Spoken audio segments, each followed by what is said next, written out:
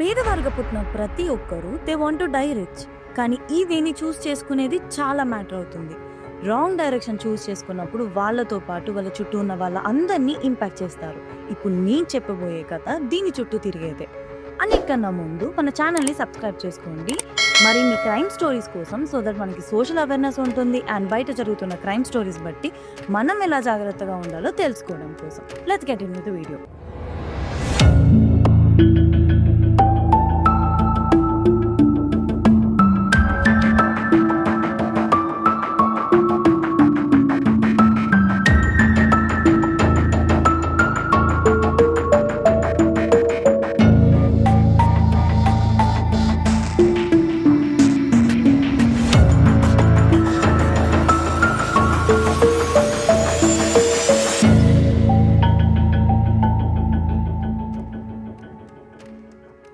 ఒరిస్సా రాష్ట్రంలో కలహండి అనే జిల్లాలో కేండిగూడ గ్రామంలో చిన్న కుటుంబానికి చెందిన అర్చన యొక్క కథ ఇది. అర్చన ఆ కుటుంబంలో పెద్ద కూతురు. తనకు ఒక చెల్లి ఇంకా తమ్ముడు కూడా ఉన్నాడు. చిన్న వయసులోనే వాళ్ళ నాన్న చనిపోయారు.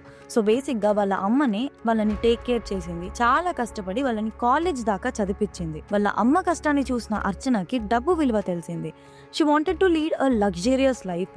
దానికోసం తను చాలా ప్రయత్నాలు అయితే చేసింది. వన్స్ తన స్కూల్ ఇంకా కాలేజ్ స్టడీస్ అయిపోయాక ఒక సెక్యూరిటీ ఏజెన్సీలో జాబ్ కి అయితే జాయిన్ అయింది. బేసిక్ గా అర్చన బాగుండడంతో సెక్యూరిటీ ఏజెన్సీ ఓనర్ తన పట్ల కొన్ని రాంగ్ ఇంటెన్షన్స్ పెట్టుకొని మిస్బిహేవ్ చేయడం స్టార్ట్ చేశాడు. అది నచ్చని అర్చన జాబ్ మానేసి తన ఊరికి తిరిగి వచ్చేసింది. ఊరికి వచ్చిన అర్చన తన దగ్గర ఉన్న కొద్దిపాటి నగలను అమ్మేసి ఇంకాస్త డబ్బుని అప్పు తీసుకుని 2017లో భువనేశ్వర్లో బ్యూటీ పార్లర్ అనే బిజినెస్ అయితే స్టార్ట్ చేసింది. స్టార్టింగ్ లో తనకి ఇబ్బంది అయినప్పటికీ తర్వాత కస్టమర్స్ రావడంతో బిజినెస్ మంచిగా రన్ అయ్యి అండ్ తన చిన్న చిన్న ఫినాన్షియల్ ప్రాబ్లమ్స్ ని కూడా సాల్వ్ చేసుకోగలిగింది. ఆ టైంలో ఒక 33 years ఓల్డ్ జగబంధు అనే వ్యక్తితో తనకి పరిచయం ఏర్పడింది. జగబంధు అనే వ్యక్తి బాలేశ్వర్ అనే ప్లేస్ కి చెందినవాడు. తన బిజినెస్ పర్పస్ కోసం భువనేశ్వర్ కి అయితే వచ్చాడు.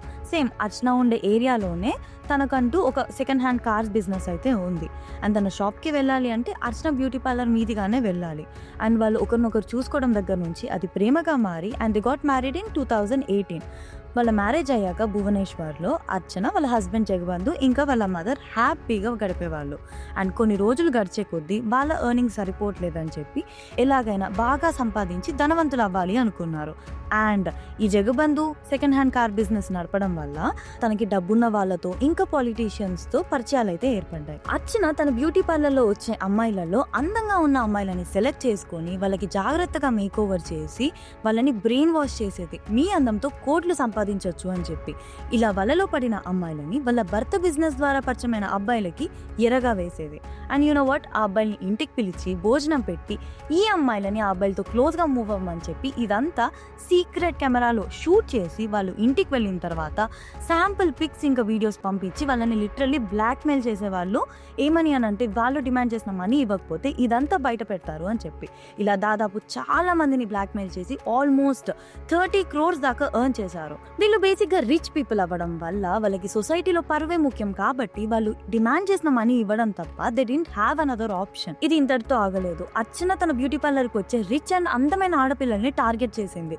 వాళ్ళతో ఫ్రెండ్షిప్ చేసుకుని వాళ్ళని ఇంటికి భోజనానికి పిలిచి అందులో స్లీపింగ్ టాబ్లెట్స్ వేసేది. అండ్ వాళ్ళు మత్తులోకి వెళ్ళిన తర్వాత వాళ్ళని అసభ్యమైన ఫొటోస్ తీయడం, అబ్బాయిలను పక్కన పడుకోబెట్టుకుని ఫొటోస్ తీసి అది వాళ్ళకి పంపించి బ్లాక్మెయిల్ చేయడం కూడా స్టార్ట్ చేసింది. ఇలా జరుగుతుండగా 2019లో మహిమ అనే ఒక అమ్మాయి అర్చనకి పరిచయం అయింది. తను చూడ్డానికి అందంగా ఇంకా రిచ్ గా ఉండడంతో అర్చన తననైతే టార్గెట్ చేసింది. తనని ఎలాగైనా వలలో వేసుకోవాలని ప్రయత్నాలు అయితే స్టార్ట్ చేసింది.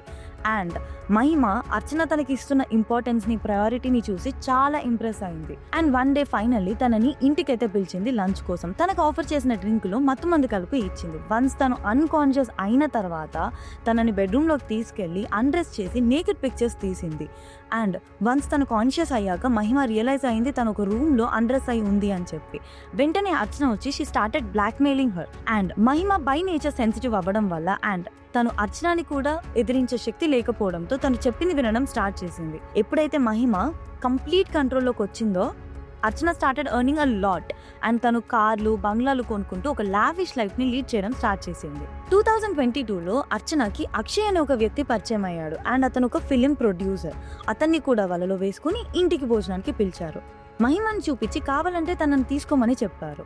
మహిమ ఇంకా అక్షయ్ తమ ప్రైవేట్ స్పేస్ లో ఉన్నప్పుడు వాళ్ళకి తెలియకుండా సీక్రెట్ గా వీడియో షూట్ చేసి they started blackmailing Akshay as well, asking 10 crores. ఈ బెదిరింపులు భరించలేక అక్షయ్ డైరెక్ట్ గా వెళ్లి పోలీస్ స్టేషన్ లో కంప్లైంట్ ఇచ్చారు. అండ్ ఇతను కంప్లైంట్ చేసిన సేమ్ టైంలో ఇంకొక పోలీస్ స్టేషన్ లో ఇంకొక కంప్లైంట్ అర్చన పైన ఫైల్ అయ్యింది. ఇది గమనించిన పోలీసులు వాళ్ళ పైన నిఘా పెట్టారు. అండర్ ఇన్వెస్టిగేషన్ మన పైన డిస్కస్ చేసిన అన్ని విషయాలు బయటపడ్డాయి. 4 ఏళ్ల క్రితం సాదా సీదాగా బతికిన ఒక కుటుంబం ఇప్పుడు సడన్ గా ఇంత రీచ్ అవ్వడానికి గల రీజన్స్ ని పోలీసులు గ్రహించి విత్ ఎవిడెన్స్ అన్ని కలెక్ట్ చేసుకుని వాళ్ళని అయితే అరెస్ట్ చేశారు. ప్రస్తుతానికి ఈ కేసు ఇంకా విచారణలో ఉంది. అర్చన ఇంకా తన భర్త జైలు నుంచి బెయిల్ పైన బయటికి వచ్చారు. ఈ కేసులో బాధింపబడిన వ్యక్తులు ఇంకా న్యాయం కోసం వెయిట్ చేస్తున్నారు. క్రైమ్ స్టోరీస్ తెలుసుకోవడంతో పాటు వాటికి సంబంధించిన జాగ్రత్తలు తీసుకోవడం మరింత ఇంపార్టెంట్. ఎవరో తెలియని వ్యక్తులు మీకు ఇంపార్టెన్స్ ఇంకా ప్రయారిటీ ఇస్తున్నారని చెప్పి తెలియని ప్లేస్ కి వెళ్ళడము, వాళ్ళు ఇచ్చిన ఫుడ్ ని యాక్సెప్ట్ చేయడము, ఇలాంటివి చేసే ముందు 1కి 10 సార్లు ఆలోచించండి.